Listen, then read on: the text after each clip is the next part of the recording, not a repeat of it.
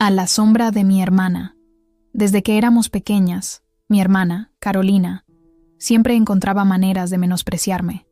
Crecimos en un pequeño apartamento en un barrio a las afueras de Madrid, donde cada centímetro de espacio valía oro, y aún así, sus necesidades siempre parecían más importantes. Carolina era hermosa, segura de sí misma y astuta, todo lo que supuestamente yo no era. Mamá siempre repetía: «Magda, ¿por qué no puedes ser más como tu hermana?». Esas palabras se clavaron en mi alma como un cuchillo. Carolina tenía su largo cabello castaño que se formaba en ondas perfectas sin el menor esfuerzo. El mío siempre estaba rebelde, como si tuviera vida propia. Su tez era comparada con la porcelana del aparador de la abuela, delicada e impecable. Mi cara estaba salpicada de pecas que mamá intentaba, sin éxito, ocultar con diversas cremas compradas en el mercadillo. En la escuela primaria de un barrio obrero, Carolina era la estrella, presidenta de la clase, la favorita de los maestros. Yo era la callada, la que siempre se sentaba al fondo de la clase con la nariz metida en los libros. No es que fuera una gran intelectual, simplemente los libros eran el único lugar donde podía escapar de su sombra. En invierno, cuando íbamos juntas a patinar sobre el estanque helado del Parque del Retiro, todos los chicos observaban a Carolina hacer piruetas perfectas. A mí solo me notaban cuando me caía. En verano, en las excursiones familiares al pantano de San Juan, Carolina atraía todas las miradas con su traje de baño de moda, mientras yo me escondía bajo la toalla, insegura de mi cuerpo. Con el paso de los años, aprendí a aceptar que siempre sería secundaria a sus ojos. Pero lo que Carolina nunca entendió fue que yo no anhelaba la atención ni la admiración. Solo quería tranquilidad, amor y una vida sencilla y honesta. Quería poder respirar sin sentir que alguien juzgaba cada una de mis respiraciones.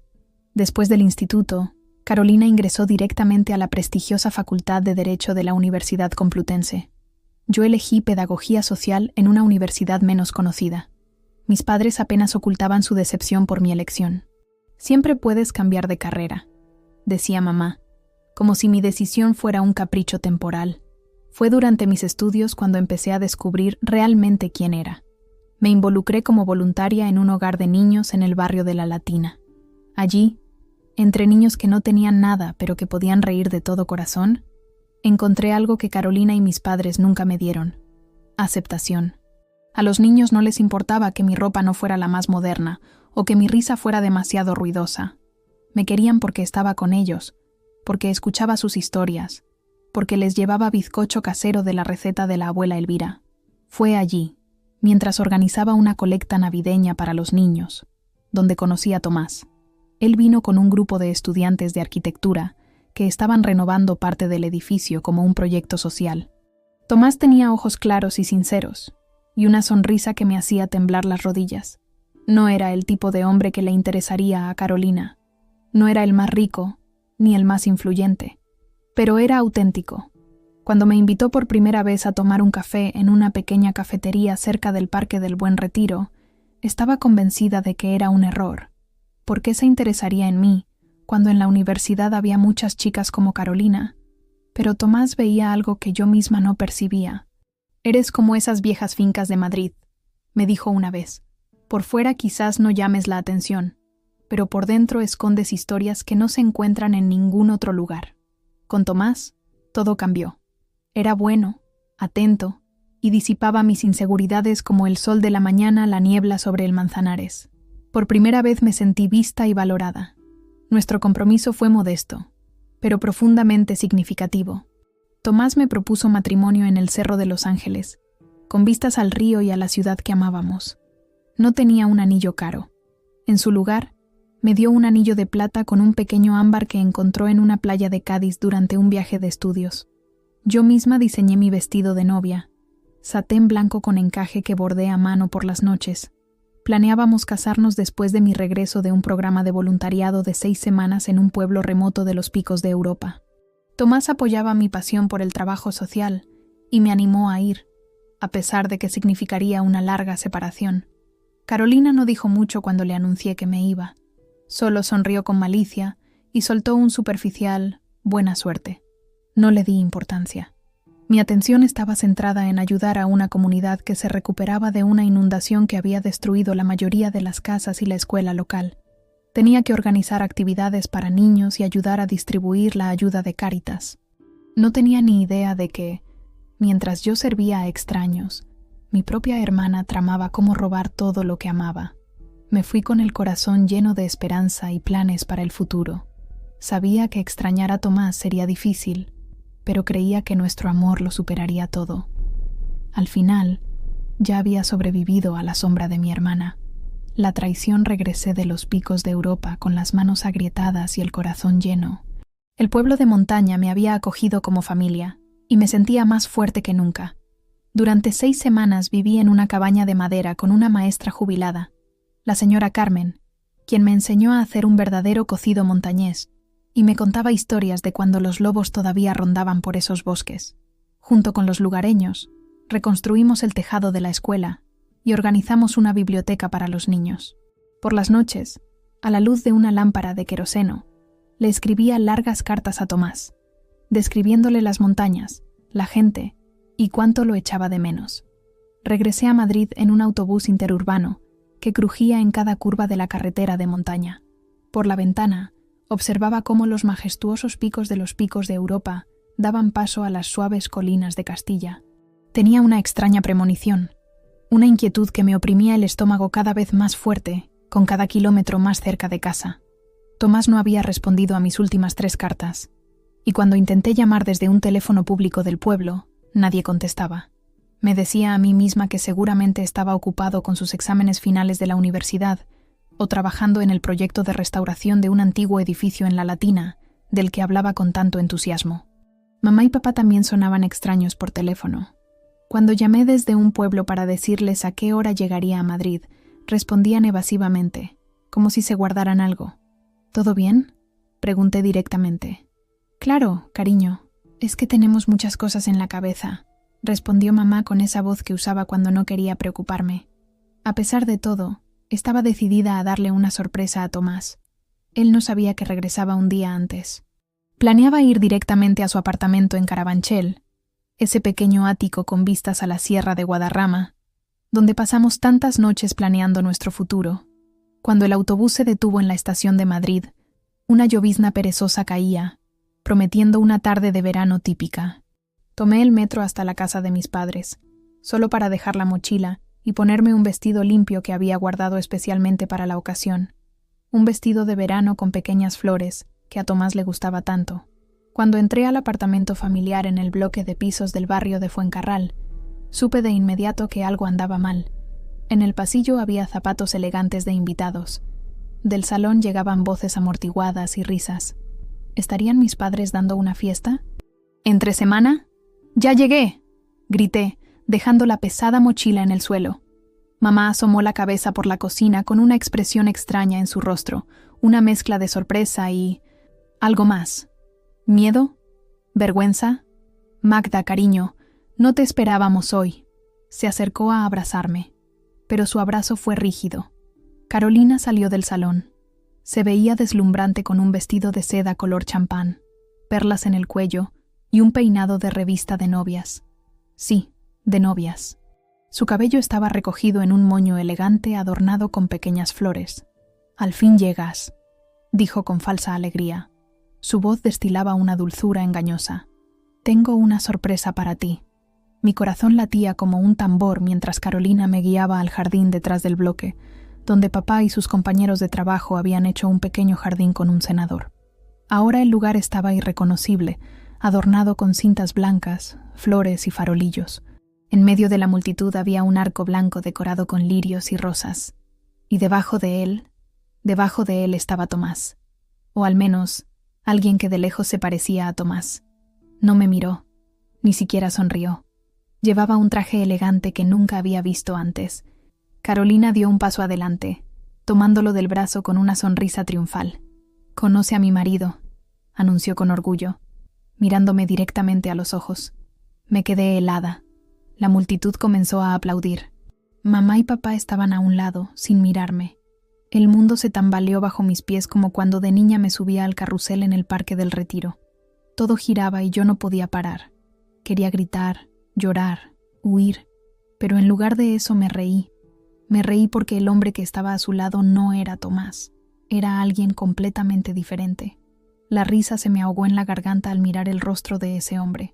De lejos, a través de las lágrimas que, a pesar de todo, se me habían acumulado en los ojos, pude confundirlo con Tomás. La misma silueta, un peinado similar, incluso la forma en que estaba de pie, con los hombros ligeramente encorvados. Pero al acercarme, el parecido terminaba. «Carolina», dije en voz baja, pero lo suficientemente alto para que todos los invitados pudieran escuchar. «¿Quién es este hombre?».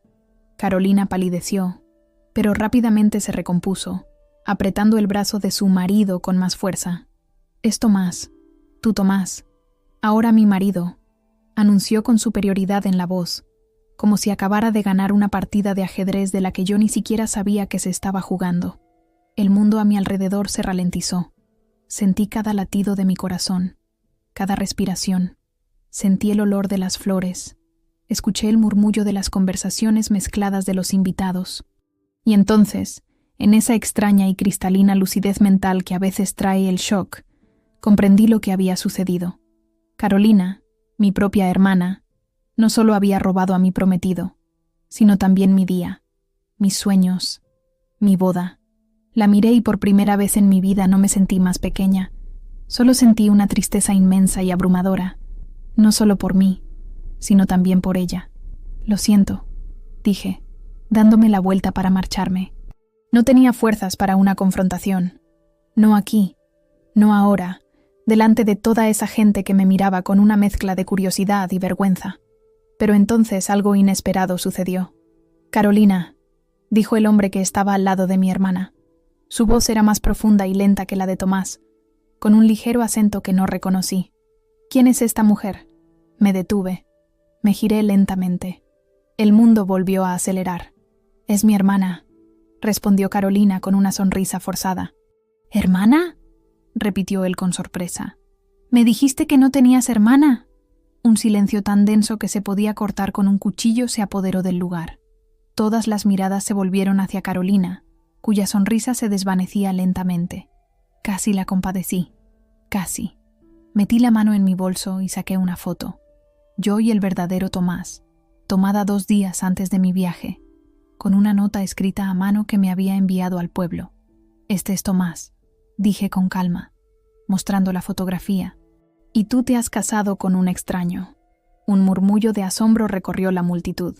El rostro de Carolina palideció aún más. Su marido la miraba a ella y luego a la foto, con una creciente incomprensión y enojo en su rostro. «¿Quién es este hombre en la foto?», preguntó bruscamente, señalando la fotografía. «Es mi prometido, Tomás López», respondí. «¿Y usted?». «Miguel Hernández», se presentó, retrocediendo de Carolina como del fuego. «Nos conocimos hace un mes en un club de la Latina.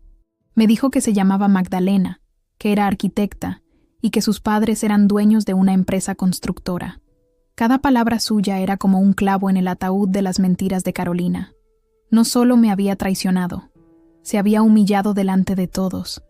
Todo por una intriga que se había vuelto espectacularmente en su contra. En ese momento, papá dio un paso al frente. Su rostro era una máscara de shock y vergüenza.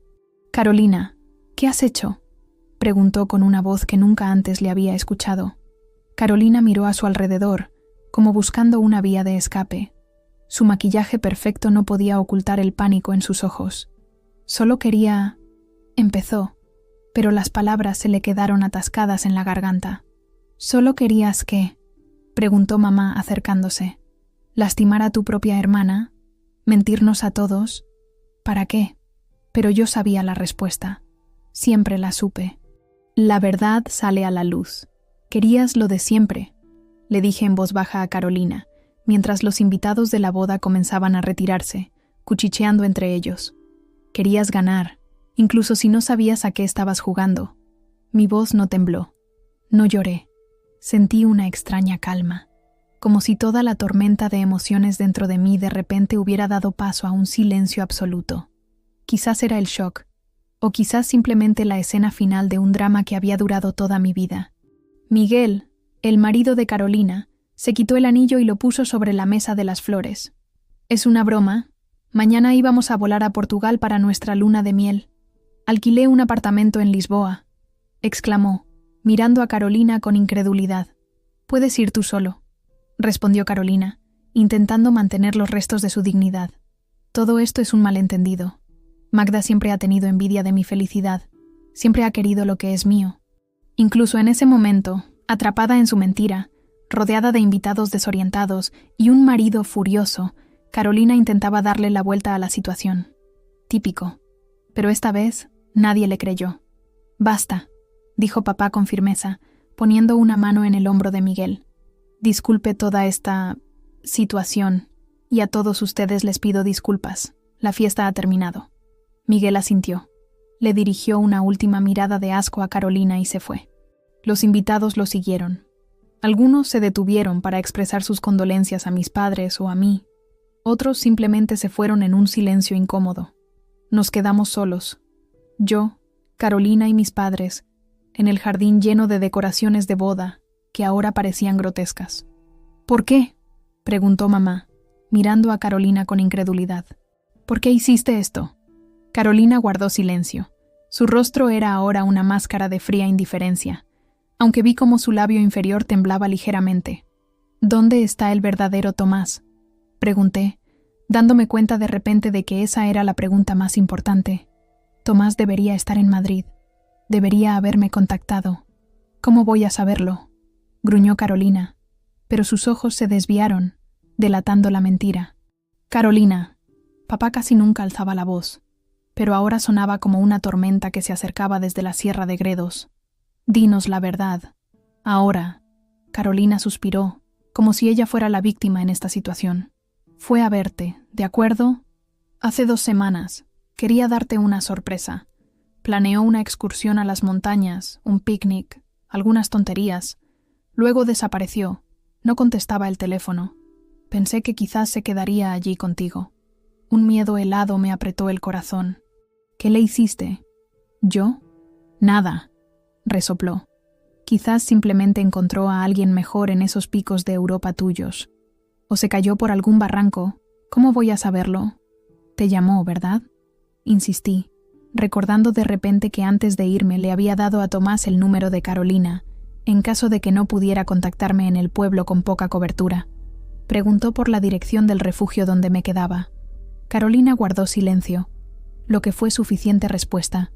«Tengo que encontrarlo», dije, volviéndome hacia mis padres. «Voy a los picos de Europa. Magda, es una locura». Mamá me agarró la mano. «Es tarde, estás cansada. Deberías llamar primero a la policía. Avisar a sus padres», añadió papá con practicidad. «Quizás ya regresó a casa». Pero yo sabía que Tomás no regresaría sin contactarme.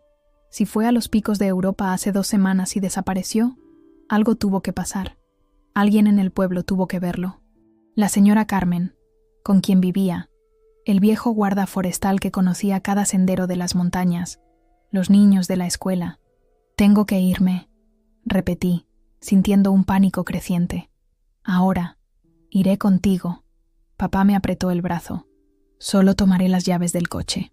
Cuando papá entró a casa, me volví hacia Carolina. Estaba sola entre las flores blancas. El vestido de seda brillaba con la luz menguante del día. Parecía una pintura, hermosa pero vacía. «¿Por qué hiciste esto?», pregunté, sin esperar una respuesta sincera. «¿Qué te hizo Tomás alguna vez?». Carolina me miró, y en sus ojos vi algo que nunca antes había visto. Verdadero dolor. «No se trataba de él», dijo en voz baja. «Se trataba de ti». «¿De mí?». «Siempre fuiste la mejor», continuó, y en su voz había amargura. «La inteligente, la buena, la noble, la que ayuda a los demás en lugar de pensar en sí misma. Papá siempre estuvo tan orgulloso de ti. Y mamá quizás te critique, pero solo porque se ve a sí misma en ti». La miré con incredulidad. ¿Era posible que todo este tiempo, mientras yo me sentía invisible a su sombra, ella sintiera exactamente lo mismo? «Eso no es verdad», protesté. «Siempre fuiste la favorita. Siempre obtuviste todo lo que querías». Carolina se rió amargamente. «Cosas. Obtenía cosas. Ropa nueva, teléfonos, vacaciones con amigas. porque era más fácil quedarme lo que realmente quería. ¿Qué? Lo que tú tenías sin esfuerzo. Aceptación. Un amor que no dependía de mis logros. Cuando conociste a Tomás y vi cómo te miraba, como si fueras la persona más maravillosa del mundo. Quería eso. Quería que alguien me mirara así. No mi ropa, no mi maquillaje, a mí. Por un momento, sentí un pinchazo de compasión, pero solo por un momento. Así que decidiste robar a mi prometido, y cuando eso falló, encontraste un reemplazo y fingiste que era él. Carolina bajó la mirada. Se me fue de las manos. Conocí a Miguel en el club. Estaba borracho. Dijo que parecía una modelo.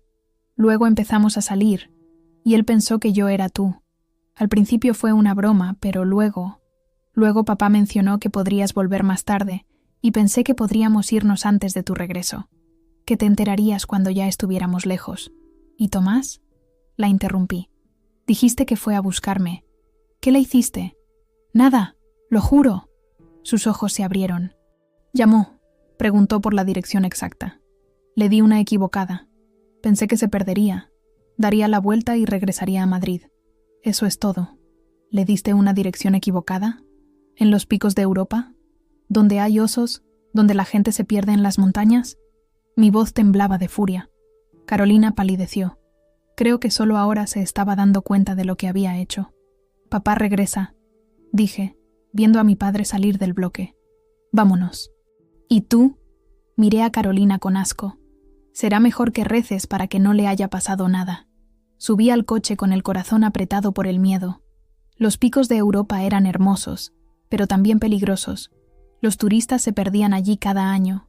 Se desorientaban en los senderos, caían en barrancos, se rompían las piernas y no podían pedir ayuda. Y si Tomás, siguiendo las malas indicaciones de Carolina, se había adentrado en zonas salvajes y sin señalizar, el camino de regreso a los picos de Europa pareció durar una eternidad.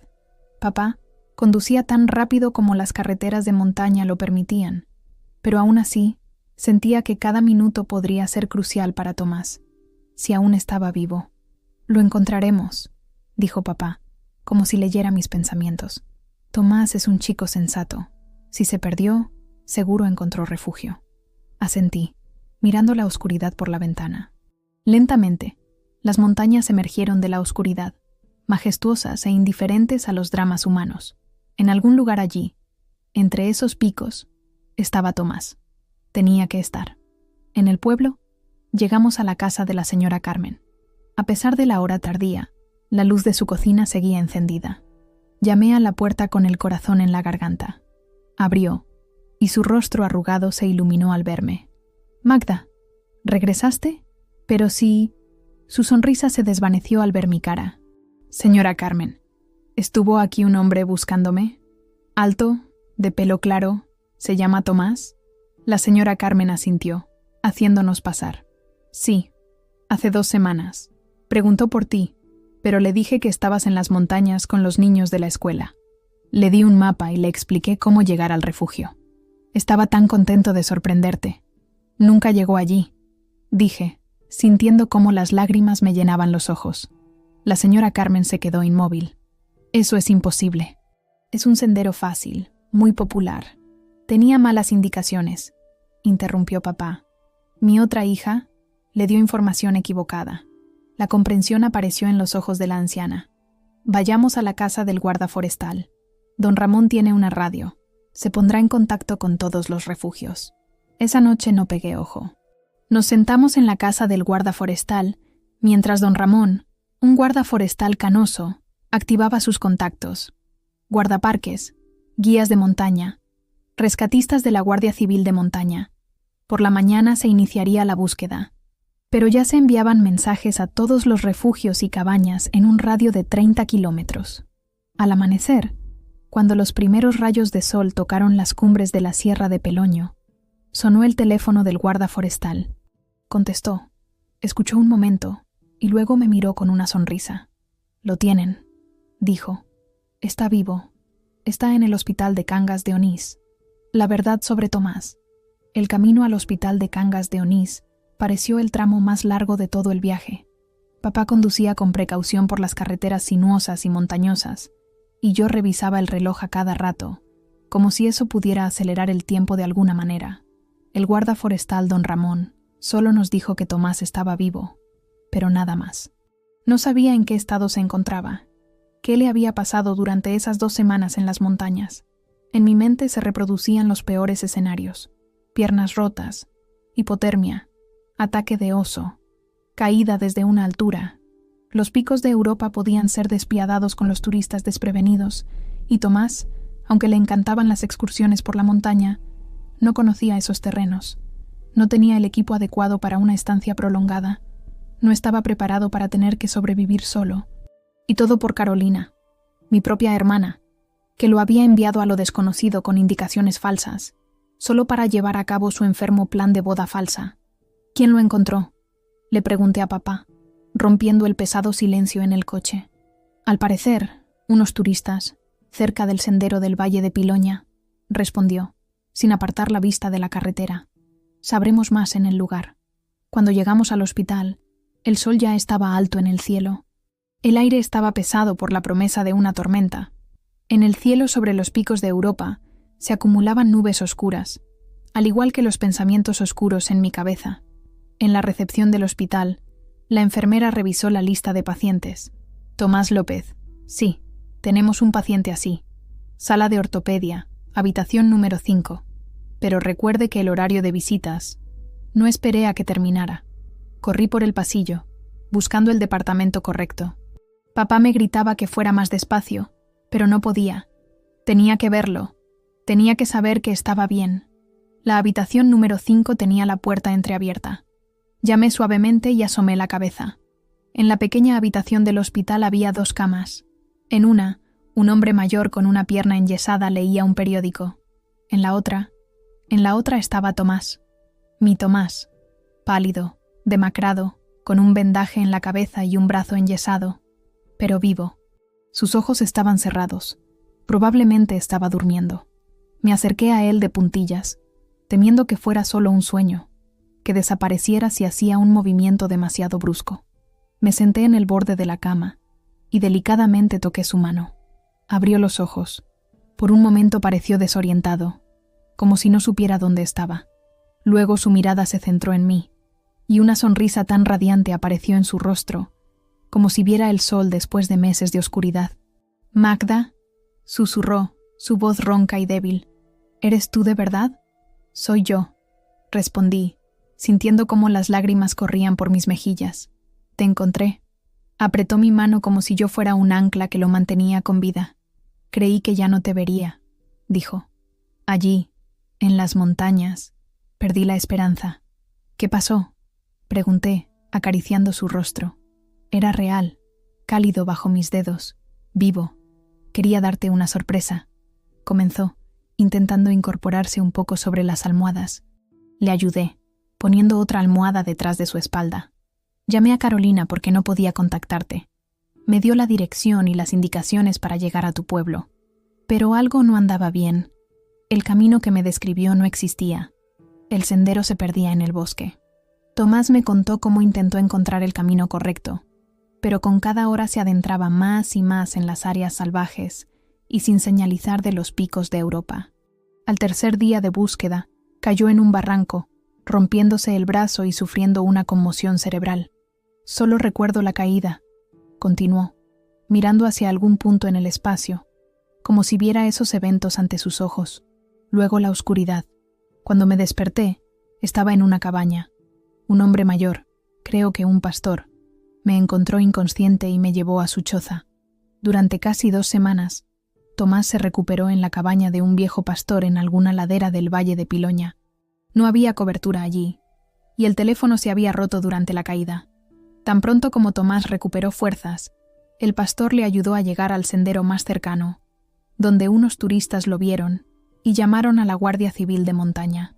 «Estaba semiconsciente por el dolor cuando me encontraron», dijo Tomás. «El brazo se soldó mal, tendrán que romperlo de nuevo y colocarlo. Pero estoy vivo. Gracias a ese viejo, estoy vivo». Papá, que llegó a la sala justo después de mí, escuchó esta historia con incredulidad. Carolina te dio las indicaciones equivocadas a propósito, dijo, sin poder guardar silencio por más tiempo. Tengo que decirte algo, Tomás. Y le contó todo, sobre la boda falsa, sobre Miguel, sobre mi decisión inesperada de regresar y cómo descubrí la verdad. Tomás escuchó con los ojos muy abiertos, su rostro pasando de la incredulidad al shock, y finalmente a la ira. No sé qué hacer, susurró Tomás, su voz temblaba. No puedo creerlo. Carolina, ¿cómo pudo hacer esto? Papá puso una mano en el hombro de Tomás. Lo importante es que estás a salvo, hijo. Ahora tenemos que pensar en cómo salir de esto. Mientras mis padres hablaban con los médicos sobre el tratamiento de Tomás, yo me quedé a su lado. Le conté sobre mi viaje, sobre los niños del pueblo, sobre la señora Carmen. Le dije que no había pasado un solo día sin pensar en él. Él me escuchaba. Su mano enyesada apretaba la mía. La habitación del hospital era un lugar de dolor y recuperación, pero para nosotros se convirtió en un santuario de reencuentro y una promesa silenciosa. El viaje de regreso a Madrid fue diferente. Tomás estaba conmigo, aunque todavía débil y con un brazo roto. Se recuperaría, los médicos nos aseguraron. Tendría una larga rehabilitación por delante, pero viviría y volvería a ser el mismo. Carolina se había ido de la casa cuando regresamos. Mamá me dijo que se había ido a casa de una amiga y que no había querido hablar con nadie. La verdad de su engaño se había extendido por la familia como un reguero de pólvora, dejando un rastro de vergüenza y dolor. Mi relación con Carolina era una herida abierta. No sabía si alguna vez podríamos superarlo. La herida era demasiado profunda, el engaño demasiado grande. Pero con Tomás a mi lado, sentía que podía enfrentar cualquier cosa. Él era mi ancla, mi fuerza, el verdadero Tomás. La nueva realidad. La recuperación de Tomás fue lenta. Necesitó varias operaciones en el brazo y meses de fisioterapia. Durante ese tiempo, yo fui su sombra, su enfermera, su apoyo. No me importaba. Estaba agradecida de que estuviera vivo, de que volviéramos a estar juntos. Mis padres lidiaron con Carolina a su manera. Hubo muchas discusiones, muchas lágrimas. Carolina finalmente admitió la magnitud de sus mentiras y su resentimiento. Decidió buscar ayuda profesional, lo que, para ser sincera, fue un alivio para todos. La dinámica de nuestra familia había sido tóxica durante años y era hora de romper el ciclo. Tomás y yo decidimos posponer nuestra boda. Queríamos que fuera un día de alegría pura, sin sombras ni complicaciones. En su lugar, nos mudamos juntos a un pequeño apartamento en el barrio de Malasaña, un lugar lleno de vida y creatividad, lejos de los recuerdos dolorosos de los Asca. Volví a mi trabajo voluntario con los niños, y Tomás, cuando se recuperó, regresó a sus proyectos de arquitectura. Su experiencia en las montañas lo había cambiado. Se volvió más contemplativo, más consciente de la fragilidad de la vida. Solía decir que la montaña le había enseñado a apreciar lo que realmente importaba: la conexión humana, la belleza de la naturaleza, la simplicidad de una vida honesta. Con el tiempo, la relación con mis padres mejoró. Se disculparon por no haberme apoyado lo suficiente, por haber favorecido a Carolina. Fue difícil, pero era un paso necesario hacia la curación. Lentamente, aprendimos a comunicarnos, a entendernos. Un día, recibí una llamada de Carolina. Había pasado casi un año desde la boda fallida. Su voz sonaba diferente, más calmada, más real. Me pidió que nos viéramos para tomar un café. Acepté, aunque mi corazón seguía latiendo con una mezcla de aprensión y curiosidad. Nos encontramos en una pequeña cafetería del centro. Hablamos durante horas. Carolina me contó sobre su terapia, sobre cómo estaba tratando de entender sus propias inseguridades y su necesidad de aprobación. Por primera vez, me miró no con envidia, sino con una especie de tristeza y arrepentimiento. «Siento mucho todo lo que te hice, Magda», dijo, y sus ojos se llenaron de lágrimas. Estaba tan perdida, tan celosa de la forma en que eras, de la forma en que la gente te veía. Quería tener lo que tenías, incluso si eso significaba robarlo. Me sorprendió su sinceridad. No sabía qué decir. Durante tanto tiempo, había vivido con la imagen de Carolina como mi antagonista, mi verdugo, pero ahora la veía como una mujer rota, buscando su propio camino. Te perdono, Carolina, dije, y las palabras salieron de mi boca antes de que pudiera pensarlas. Pero va a llevar tiempo, mucho tiempo. Ella asintió. Lo sé. Estoy dispuesta a esperar, a hacer lo que sea necesario. Y así, la curación comenzó. Lenta, dolorosa, pero posible. Pasaron 2 años. Tomás y yo finalmente nos casamos. Fue una ceremonia pequeña, íntima, en un patio interior de un edificio antiguo en el centro de Madrid. Solo nuestros padres y unos pocos amigos cercanos estuvieron presentes. Carolina estuvo allí. Se mantuvo en un segundo plano, pero me sonrió con una sonrisa genuina, sin rastro de malicia. Sentí que era un nuevo comienzo para todos nosotros. Nuestra hija, Blanca, nació 1 año después. Era un bebé precioso, con el cabello castaño de Tomás y mis pecas. Cuando la tuve en mis brazos por primera vez, sentí una ola de amor tan abrumadora que me quitó el aliento. Este era el amor que había buscado toda mi vida. Un amor incondicional, puro y verdadero. La vida no siempre es un cuento de hadas. Las cicatrices permanecen, pero la verdad tiene un poder curativo. Y la capacidad de perdonar, no solo a los demás, sino también a nosotros mismos, nos libera. Un día, mientras estaba sentada en el balcón de nuestro apartamento en Malasaña, con Blanca durmiendo en mis brazos, Tomás se acercó y me abrazó. «Somos tan afortunados, Magda», susurró. Asentí. Miré a mi hija, a Tomás, al cielo azul sobre Madrid. Estaba llena de gratitud. Había vivido a la sombra, pero había encontrado mi propia luz. Había sido traicionada, pero había descubierto el verdadero significado del amor y la lealtad. Había perdido mis sueños, pero había construido una realidad mucho más hermosa de lo que jamás había imaginado. Final. Han pasado 5 años desde la boda fallida. La vida ha florecido de formas inesperadas. Tomás y yo hemos comprado un apartamento más grande en el barrio de Chamberí, con una pequeña terraza donde cultivamos hierbas y tomates. Blanca, ahora de 4 años, corre por el salón, riendo con sus juguetes. Mi relación con Carolina sigue siendo delicada, pero ha mejorado inmensamente. Nos vemos en las reuniones familiares y podemos hablar sin la tensión del pasado. Ella está saliendo con un buen hombre, un médico, y parece genuinamente feliz. Ha aprendido a valorar lo que es real y a no buscar la validación en el exterior. Incluso bromeamos sobre el incidente de la boda, aunque el dolor sigue siendo un recuerdo lejano pero persistente.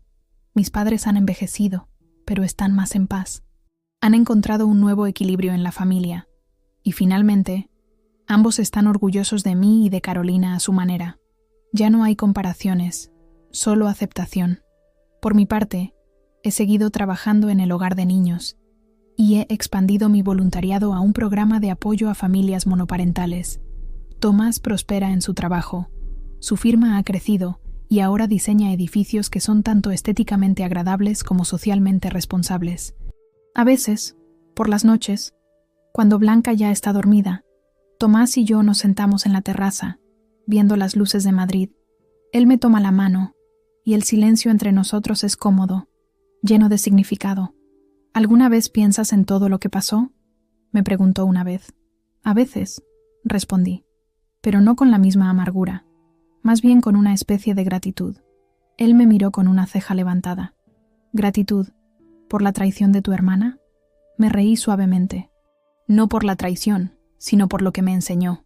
Me obligó a encontrar mi propia voz, a valorar lo que realmente importa, a luchar por mi felicidad. Sin todo eso, quizás nunca habría llegado a ser quien soy. Tomás me apretó la mano. Eres la mujer más fuerte que conozco, Magda. Esa noche, mientras las estrellas brillaban sobre Madrid, Tomás me esperaba en el salón con 2 copas de vino. ¿Por qué brindamos?, pregunté, sentándome a su lado en el sofá. Por la vida, respondió simplemente, chocando su copa con la mía. Por nuestra vida. Mirándolo a él, el hombre que había pasado conmigo por fuego y agua, que me había amado en mis momentos más oscuros y más brillantes, sentí una paz y una certeza que nunca antes había conocido. Nuestra vida no era perfecta. Seguíamos teniendo nuestras luchas, nuestras tristezas, nuestras inseguridades, pero era nuestra, y era real, y por nada del mundo la cambiaría por otro destino. Porque, En última instancia, lo que más nos enseña la traición es el valor de la verdad. Lo que nos enseña la soledad es el valor de la cercanía. Y lo que nos enseña la sombra es lo mucho que vale la pena salir a la luz. Cuando miro hacia atrás ahora a todo lo que he pasado, a los años viviendo a la sombra de Carolina, a la traición que casi destruyó todo lo que amaba, al largo camino hacia el perdón y la aceptación, veo que cada paso fue necesario.